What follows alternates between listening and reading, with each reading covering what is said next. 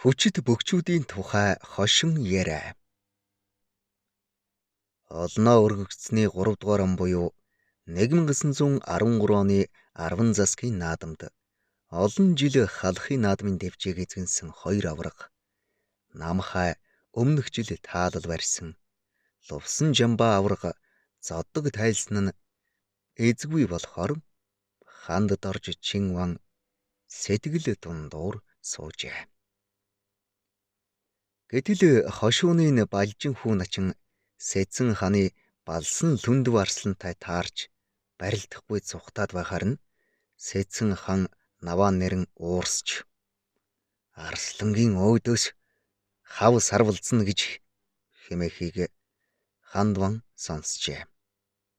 Балсан лүндэв балжин хүүг барьж аваад толгой дээрээ өргөхөд наваа нэрэн хандван та нүдэ ансан дээр баха гэж тавлжээ. Гэтэл балжин хүү хөл газар хүрмэгц ачиж тонгорч хоод дэвээд явчихаж ханд доржван Арслангийн эзэн анж хавны эзэн хармаар юм боллоо доо гээд балжин хүү начин дээр очиж хаан уулынхаа ард хатан туулынхаа хөвөөнд хаан эзнийхээ өмнө хардсан ноён 2 золгоё доо. Сайн барилдаарай гэд золгожээ. Хазаар гүйлгдэг муу нэртэй балжин хүүг вантан үл тоодог байснаа ийхүү өөрөө очиж золгосон нь их хүндэтгэл үзүүлсэн хэрэг бөгөөд балжин хүү начин ч сайн барилдаж олны дунд балжин арслан хэмээн хүндлэгдэн нас өндөр болсон хойноо хошууныхаа бөхчүүдийг дасгалжуулж байсан хүндтэй бөхвлээ. Шинхэн цол авсан нэг бөх зэрэгэлдээ сумынхаа тэгш ойн баярт барилдахаар очиж гинэм. Өөрийн сумын биш, өөр сумын наадам тул унтах тухтай гэрч олдсонгүй сумынхаа айр хадгалдаг гэрт унтахаар хэвтэж гинтэй. Зуны гэрт айргаа сэрүүн хонуулах гээд хаяаг нь шуучгсан. Хажуугийн майханд 2 өвгөн хууч хөөрөөд унтуулдгүй гинэ. Өдрийн явдалдаа ядарсан. Бас ч 1-2-ын даваанд барилдаж давчихсан. Маргааш нь хүч шавхсан барилдаантай тул унтаж амармаар байтал 2 өвгөний яриа дуусахгүй байсаар үүр цайлгах дөхөжээ. Нэг сонсох нэ. За маргаашийн түрүүний бөхийг харж хадл буцъя да гэж байна гинэ. Тэвчээр нь алдарсан мөнөөхөр ухсхийн босч майхных нь үүдэнд өсөрч очоод маргааш төрүүлэх бөхийг харах гэж байгаа бол намайг харчих. Одоо унтаж үз гэж тэсгэлгүй ам гарчхаад түүндээ санаан зовж маргааш төрүүлэхгүй бол яана гэж бодон эргэж хөрвөөсөөр үүр цайлгасан гэдэг. Засагт ханы хадам эцэг Пайтан захирагчийн хүү Чадраавал залуудаа хатуу ам нэртэй овооны наадамд сүрхий зэгсэн сайн ноцолдчихдаг цолонд их ойрхон ир явжээ.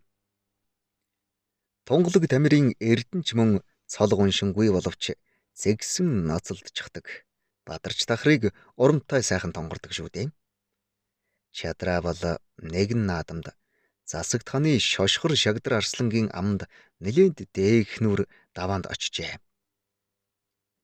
Энэ шошгор шагдар арслан бол хэвтэн цохино гэдэг мэхийг таамгаа хийдэг. Өөрөө унах шиг л болдог. Гэтэл уучраа нь тэрий хадчихсан мань хүн дэвээд явж байдаг хүн байжээ.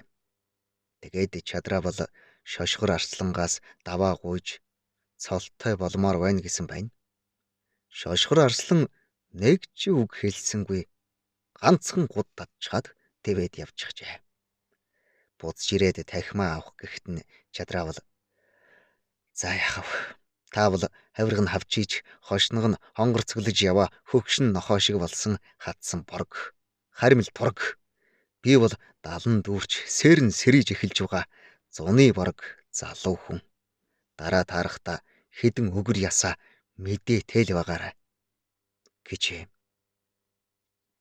Арслан хариуд нь "Ахын ертөнцийн жамаар харж яваа нь үнэн ч чиний дүнгийн аманд чичирч сөхөрөх болоогүй. Энэ өдрөөс хойш чамайг учирч таарсан наадам болгондоо амлана. Амлах болгондоо чамд ганцхан л мэх хийн. Тэгээд 8 удаагийн амыг минь чи хариулах гээд үзээрэй дээ. 8 удаагийн амыг минь чи хүчрэхгүй бол 9 дахь удаадаа хэлээрэй. Тэгэхэд чинь би чамд тахимаа өгнө" гэжээ. Тэр цагаас хойш шошгор арслан наадам болгонд чадраавлыг аваад шидчихдэг болжээ. Тэгтээ ганцхан л мэх хийдэг. Чадраавал яаж ч үзээд бардаггүй гинэ. Тэр цагт байнгын наадам найр болох нь үгүй. Жилд 1-2-оос хэтэрдэггүй байж. Нэг удаагийн аманд гарахтаа чадраавал "Арслан ах минь, энэ 9 дахин шүү дээ" гэсэнд "Хөө, 9 болчихсон уу" гэд тахимаа өгч байсан гэдэг. Ингээд чадраавал даваагүй амнаасаа арсланд алдаад эд барилдах насандаа нам даруулж цол авч чадаагүй юм гэнэвлээ.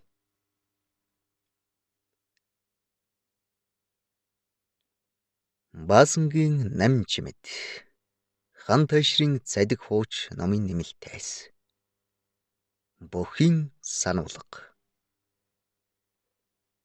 1957 оны 100 Сэлэнг булган 2 аймаг баруун бүрэн сумд нийлж наадмаа хийжээ. Энэ наадам дээр Намхай гэж аймгийн цолтой идэрхэн бүх их л аархаж залуу бөхчүүдийг гэмтээж бэртээчих гээд байхыг харсан Булган аймгийн сайхан сумын харьяат Даншгийн зан Чойнзан хөлийн асраас Намхайг дуудаад "За хүү минь, ингэж аархаж явхаар Майнмитийн хөгшдөөс ганц нэг мэх сурч явбал дээргүй юу" гэхэд бярандаа ирлэгсэн Намхай "Чиний үе чамаар дууссан. Барилдаж явах үе чинь мэдгчгүй юм байна. Чойнзан аваргал гэж дуулаагүй юм байна" гэчээд яваад өгчээ. Чойнзан заан араас нь "За яах вэ? Ирэх жил энэ дэвжэн дээр уулзъя" гэж хэлээд хоцорч гинэ. Дараа жилийн наадмаар 5-ын даваанд энэ тэндээ нөхөөс болсон зодогтой харимл заан Чойнзан Намхайг амлаж авчээ. Түүнийг анх 1-ийн даваанд гарч ирэхэд хүмүүс "Хээ, энэ хаанхын хачи хорчгороо өвгөн наадам бузарлах нь энэ вэ" хэмээн уулга алдцгааж байсан гэдэг. 5-ын даваанд өрөө зогсож байгааг нь харвал Намхайгийн шарч нэлээд хөдөлж байгаа бололтой улаарсан бух шиг хоёр нүд нь улаанаар эргэлдэж сүртэй наргагүй дэвж шавж байх юм гинэ. Мөнөөх өвгөн заан өөдөөс нь хянамгай нь аргагүй харж өрснө. Яах ихийн завгүй хэд хэдэн угсраа мэх хийгээд Намхайг тэр хадуулжээ. Тэгээд тахимаа өгөхдөө "За хүү минь, үүнээс хойш битгий ам гарч бай. Энэ янзаараа бол хоногоо хүлээгээд хэвтэж байсан ч чамд дийлдэхгүй нэ шүү" гэчээд дэвэд явчихсан гэдэг. Энэ бол 74 сүлжээ мехтэй хэмээн түмэн далдаршсан нэг мэхээр давдаггүй. Доод тал нь 3-аас дээш мэх угсруулан хийдэг алдарт Чойнзан заан байсан билээ. Гачууртын сангийн аж ахуйн 20 жилийн ойн барилдаанд авраг баян мөнх Арслан мөнгөн нар үзүүр түрүүнд үлдэжээ. Түрүү бөхөд дааг, үзүүрлсэн бөхөд хонь амлаж гин. Мөнгөн Арсланч амархан унаад өгч. Авраг асууж байна гинэ. "Мөнгөн чи буугаад өгчихүү" гэтэл мөнгөн Арслан "Би даагаар яах вэ? Алдчихна. Төвг. Харин хонь авч хоёр ээждээ шөлөөгье" эвгүй хөдөлж байж таныг унгахчихвээ гэж айгаад хурдхан л унлаа гэхэд аврага ийм юм анхудаа гал үзэж байна гэд инээж байсан гэдэг. Хүүхний жижигэн. Улсын цалтай нэгэн бөх цэцэрлэгийн сандал дээр сууж байлаа. Гэтэл дэрэгдэн нэлээд өндөр нуруутай нэгэн бүсгүй зогсож байхыг хараад нуруулаг хүүхнүүд хүний нүдэнд их сайхан харагдана шүү. Ялангуяа бөхчүүд нуруулаг хүүхэнд дуртай хэмээн хэлээд эргэж хартал хажууд нь тунч царайлаг намхан бүсгүй зогсож байх харагдав. Тэрээр гараараа өвдгөө илэнгэ.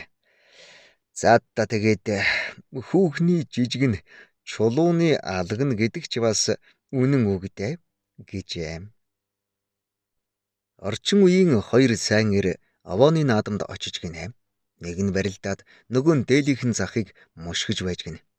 Гэтэл манер ухс хийгээд өрсөлдөгч бүхийнхээ хөлд нь орчхоод хөлийн даадгүй ороцолдоод байж гинэ. Тэгтэл захыг мушгиж байсан эр "Алив наадхаа өргөөч чи. Эртүүдийн үхрийн гуйнаас хүнд байна уу?" гэж хашгираад баригдсан гэдэг.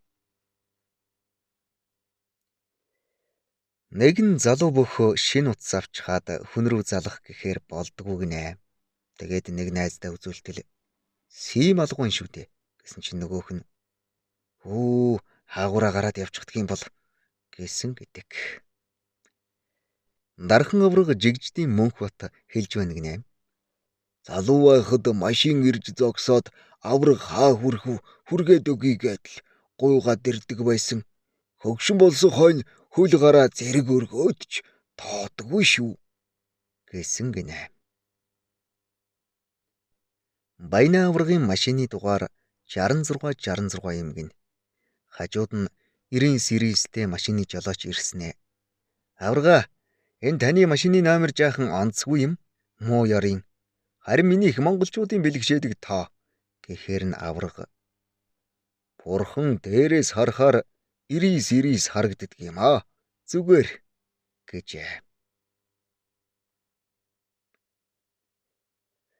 Хадаа аврага бүхийн бэлтгэлээ таслаад жаахан уужгсан явж байж гэн л дээ.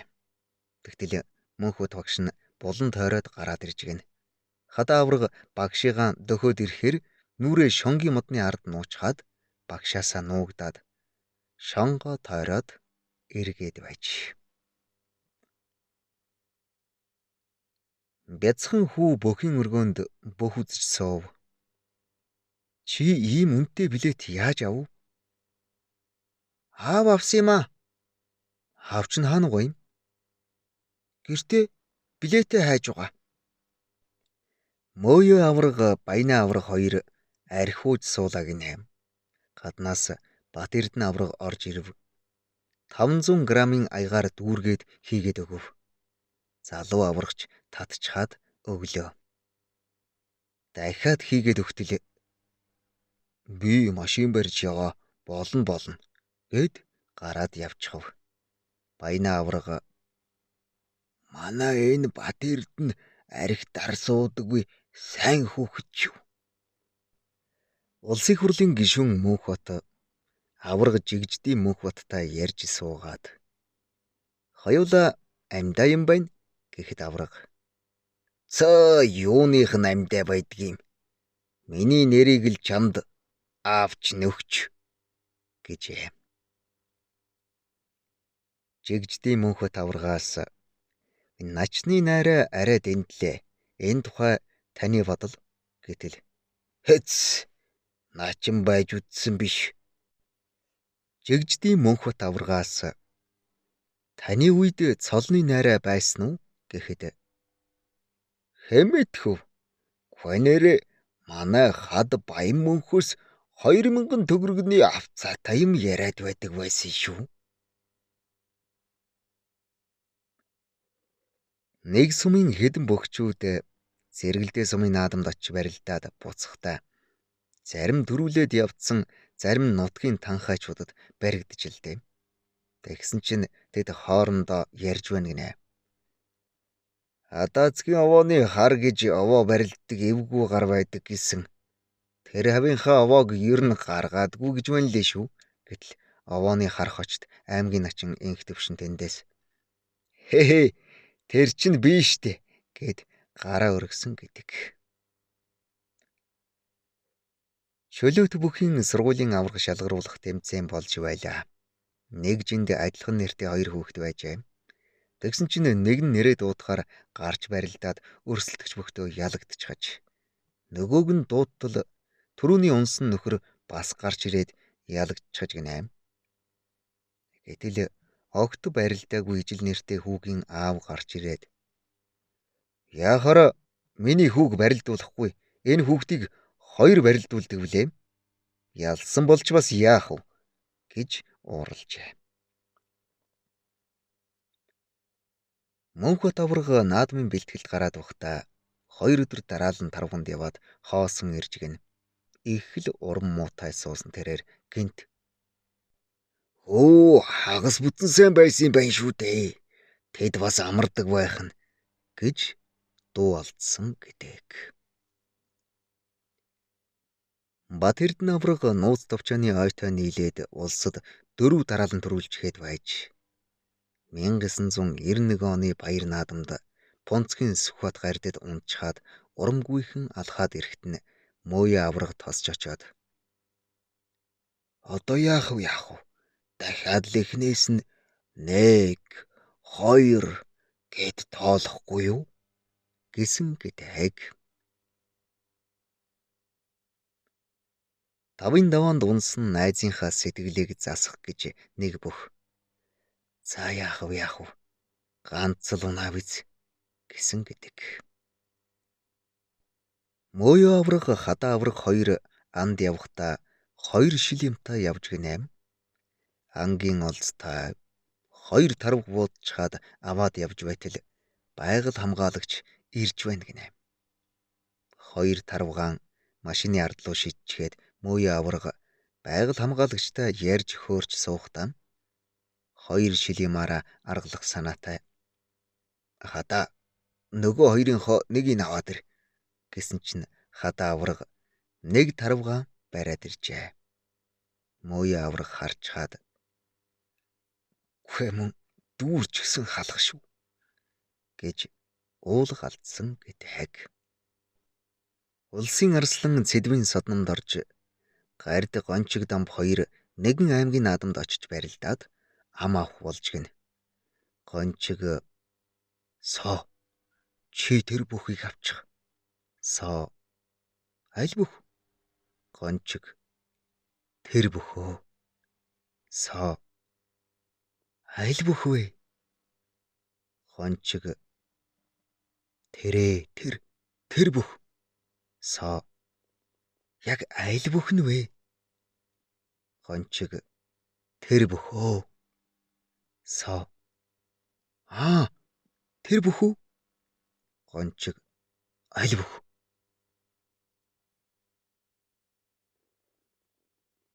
Хадбаатар авраг найз тарвган хэмээх бадарчигаа дагуулад Төв аймгийн нэгэн сумд очиж барилдахаар болж тэгсэн бүх дутаад авраг гарын даад хэлээд өнөө бадарчигаа бүртгүүлж нэгийн даваанд өөртөө тааруулчих гэжээ.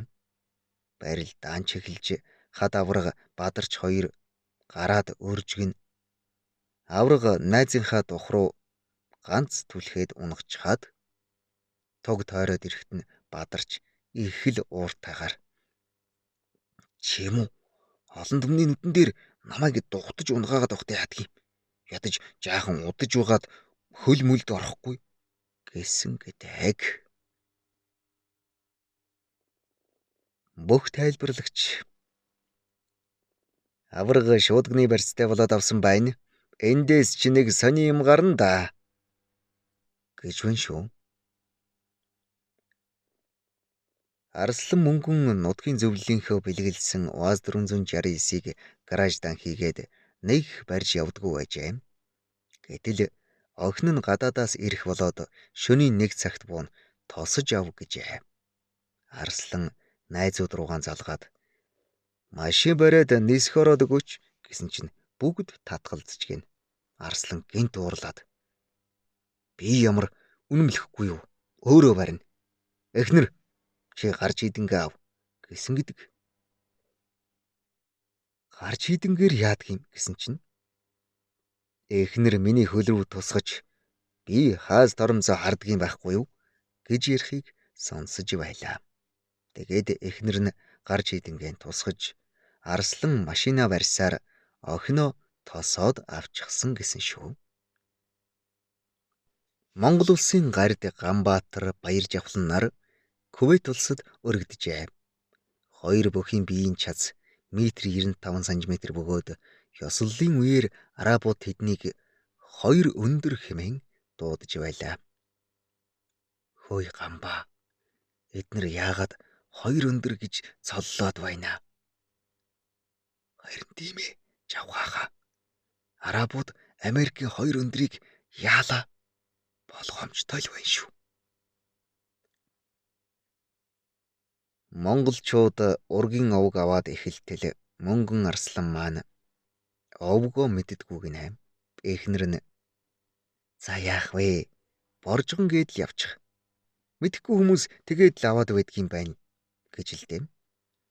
Арслан маань амандаа үгэлсээр очоод хэлэхдээ боргочин гэд хэлчихэж. Тэгээд боргочин овг авсан гэдэг.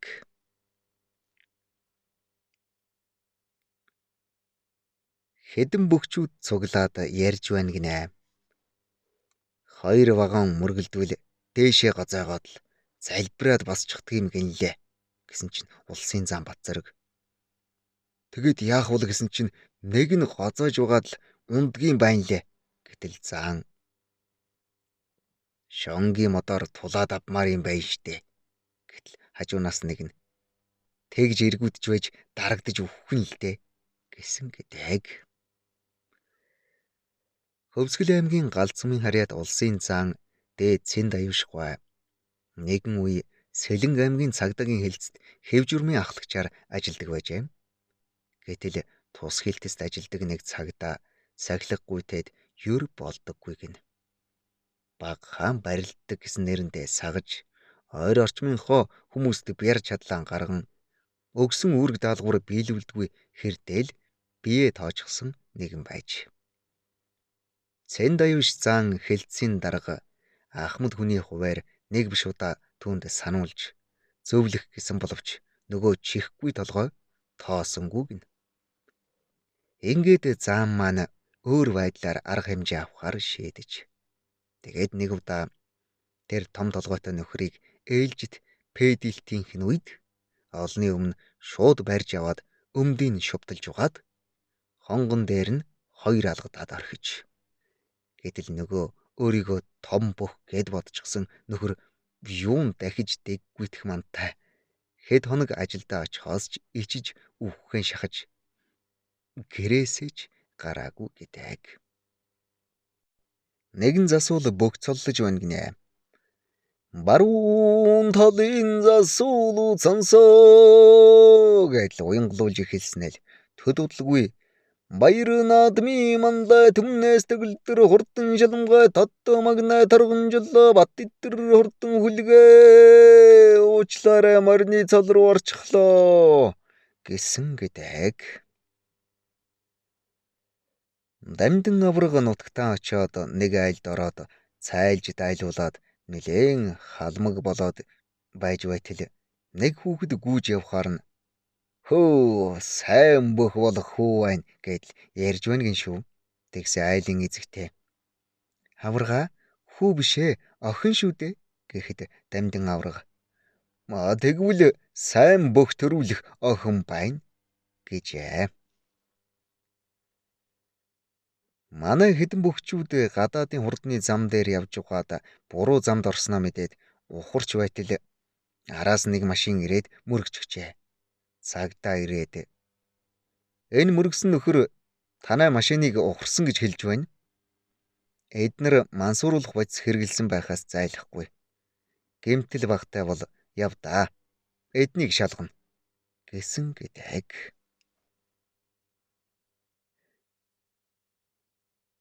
Хэдэн бөхчүүд боодог хийгээд хүнээс нууж майхандаа харанхуйд идэж байтал сумын дараа гараад иржээ. За бөхчүүд харанхуйд юу хийцгүй юм? Гэтэл нэг нь боодгийг харанхуйд идвэл сайн л гэдэг юм гэнлээ гэж хэлээд баригдсан гэдэг. Нэг олон улсын тэмцээнд өсгөө аврага гээ ган хуйг харцаг Пүрбаатар 3 буудлын нэг өрөөнд байрлажээ. Өсгөө аврага нэг Ирантай таарсан гээд. Ган хуйг бас жингийнхээ нэг том бүхтэй таарчихж гээд л хоорондоо сэтгэл дундуур ярьж байснаа Пүрбаатараас чи хинтэй таарсан бэ гэхэд тэр хэн мэддгийм гадаадын нэг багийг Монголын Пүрбаатартай таарчихж гээд та хоёр шиг өөх гээд хэвтэж байгаа биз гэсэн гэдэг. Нүхт амралтын газар гард ган тогтох 3 бүдүүн хамтлагийн уучгаа нар хамт амарч байна гинэ. Тэгээд салхинд гарч яваад ган тогтох гард уучгааг барьж яваад баахан наалж гин. Нэг мэх хийгээд л унах гэхээр нь татж басгаж ирээд өөр мэх хийгээд. Гэх мэтэр 30 минут орчим ноолж зовоож хот орох гээд яваад өгч. Гэтэл тэр хоёрын ноцолдохыг харж байсан хамгаалагч залуу гүйж ирснэ. Уучгаад "Хүй, сая таныг гард үзээд ёстой барсангүй шүү, тийм ээ?" гэжээ. Мууяа аврагаас сурвалжлагч асууж байна гинэ. Бат Эрдэнэ аврагын тухай яриач. Гэтэл мууяа аврага агуу амтан байхгүй юу? Манай багийн чинь олимпийн медаль үйл болохоос гэсэн гэдэг. Өөрөө олимпийн медальтай болохоор бүрч агуу бахнэ.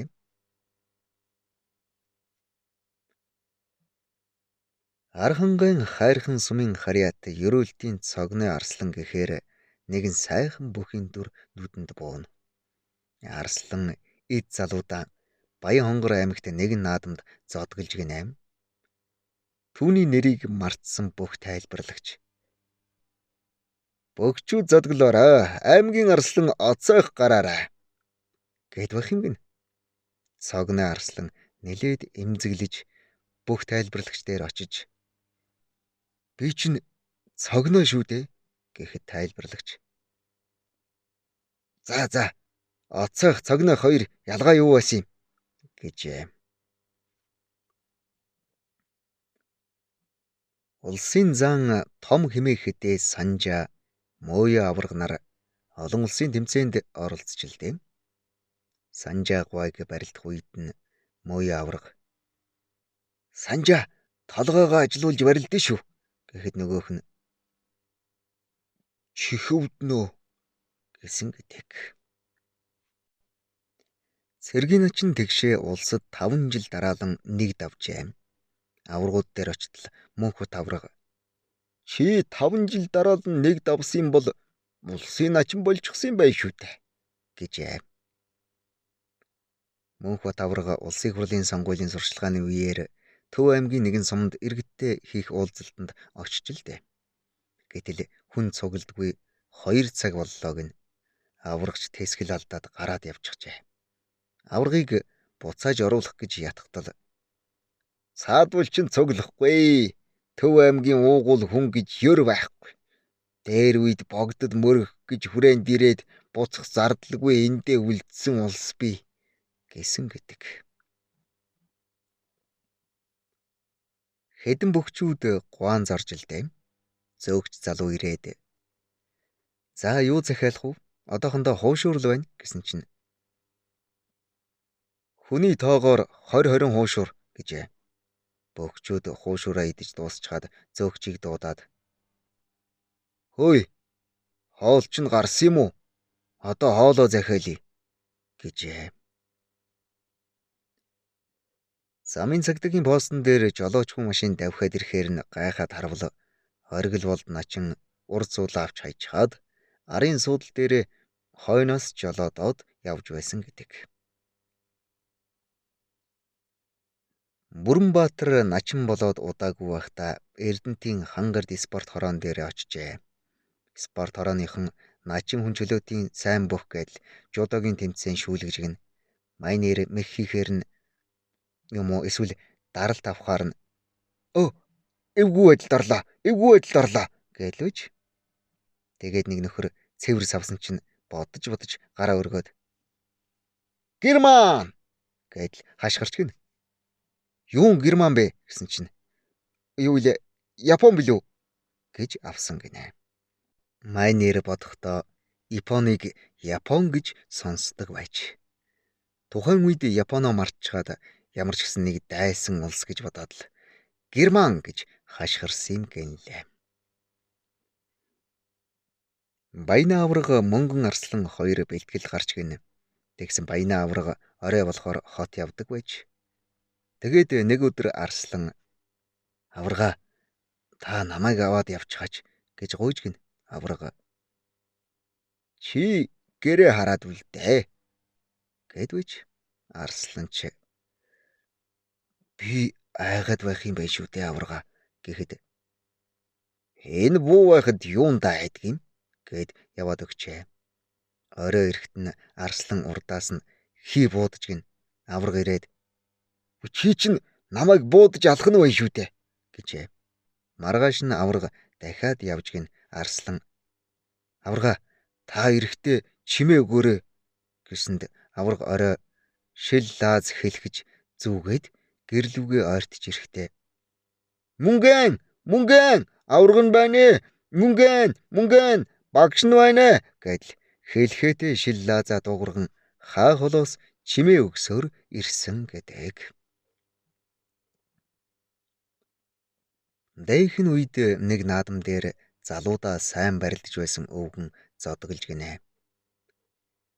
Дээлээ нөмрөөд сууж байтал нэрээ дуудахаар нь үсэрч босоод л дэвэд гарч гиндэ.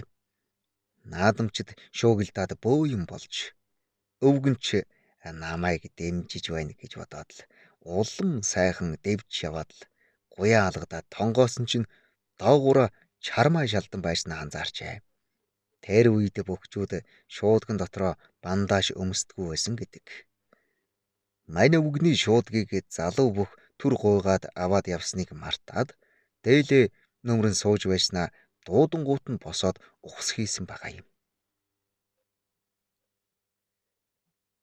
Мөё авраг хадаа аврагыг загнаж битгий танихгүй хүмүүстэй арх уугаад бай гэжээ.